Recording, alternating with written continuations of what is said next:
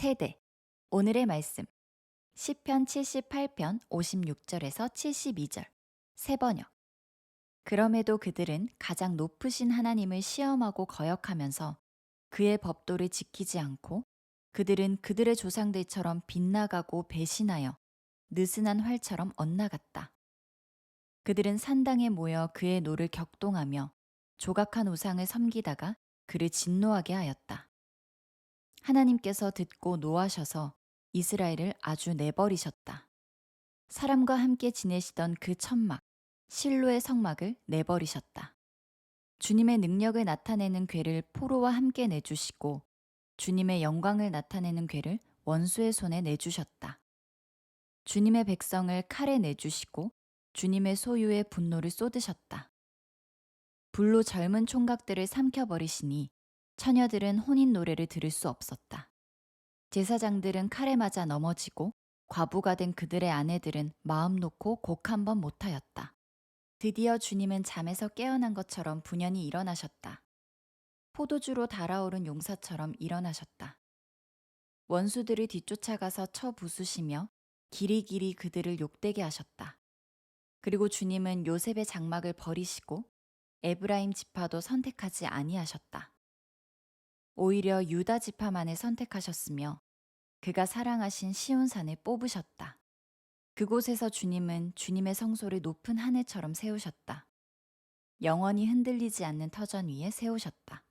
주님의 종 다윗을 선택하시되 양의 우리에서 일하는 그를 뽑으셨다. 암양을 돌보는 그를 데려다가 주님의 백성 야곱과 주님의 유산 이스라엘의 목자가 되게 하셨다. 그는 한결같은 마음으로 그들을 기르고 슬기로운 손길로 그들을 인도하였다. 말씀 묵상. 여러분은 혹시 세대라는 단어의 뜻을 알고 있나요?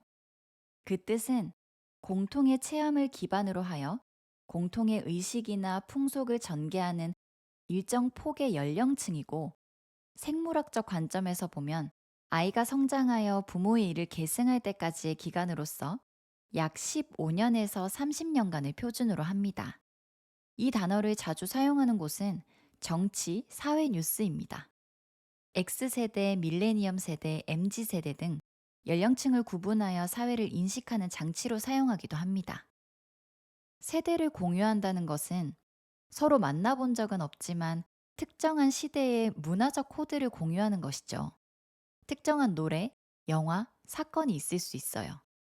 반대로 같은 공간에 있지만 세대가 달라 서로의 코드를 이해하지 못하기도 합니다. 세대는 눈에 보이지 않지만 서로를 분류할 수 있게 합니다. 세대의 표현은 IT 기기나 공산품에 사용되기도 합니다. 1세대에서 2세대, 2세대에서 3세대처럼 제품의 세대가 바뀔 때마다 추가되는 기능과 빠지는 기능에 관심이 쏠리고 세대 간 호환 여부가 중요한 이슈가 되기도 하죠. 오늘 본문은 이집트를 탈출한 세대와 가나안에 정착한 세대가 달라져서 생긴 문제들을 이야기하고 있어요. 이집트를 탈출했던 2세대들은 하나님을 잊었어요. 1세대와 달리 2세대들은 하나님의 방법으로 살아가지 않고 있어요. 하나님의 자리에 자신들이 만든 우상을 가득 채워요. 1세대와 2세대들의 신앙이 호환되지 않는 모습을 보여요. 56절. 그럼에도 그들은 가장 높으신 하나님을 시험하고 거역하면서 그의 법도를 지키지 않고. 57절. 그들은 그들의 조상들처럼 빗나가고 배신하여 느슨한 활처럼 엇나갔다.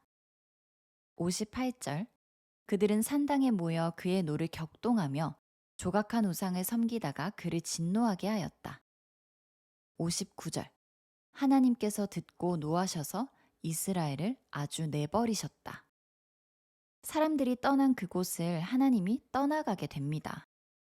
하나님이 떠나신 결과는 60절에서 64절에 이어집니다. 호환되지 않고 완전히 바뀌어버린 2세대들의 상태는 심각해요. 60절. 사람과 함께 지내시던 그 천막, 실로의 성막을 내버리셨다. 61절. 주님의 능력을 나타내는 궤를 포로와 함께 내주시고 주님의 영광을 나타내는 궤를 원수의 손에 내주셨다. 62절. 주님의 백성을 칼에 내주시고 주님의 소유에 분노를 쏟으셨다. 63절. 불로 젊은 총각들을 삼켜버리시니 처녀들은 혼인 노래를 들을 수 없었다. 64절. 제사장들은 칼에 맞아 넘어지고 과부가 된 그들의 아내들은 마음 놓고 곡 한 번 못하였다.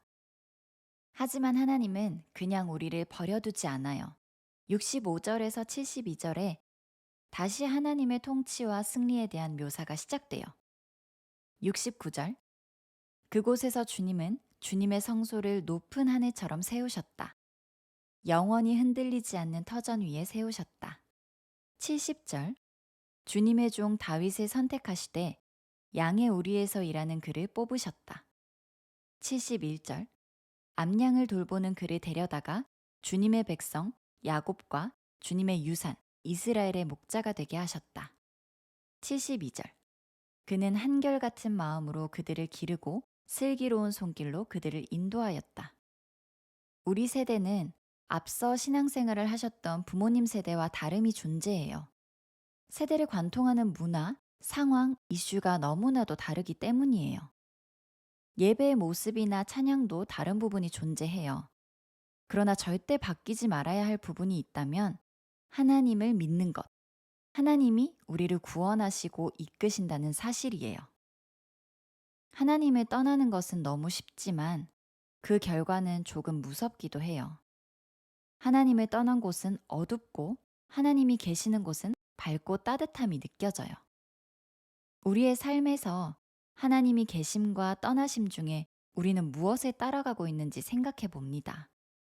지금 나의 책상, 침대, 마음에는 주님이 떠나셨는지 함께 계시는지 돌아보는 건 어떨까요? 그리고 주님이 떠난 나의 삶의 자리는 어떠할까? 다시 생각해 보는 건 어떨까요? 그래서 다시 고백했으면 좋겠어요.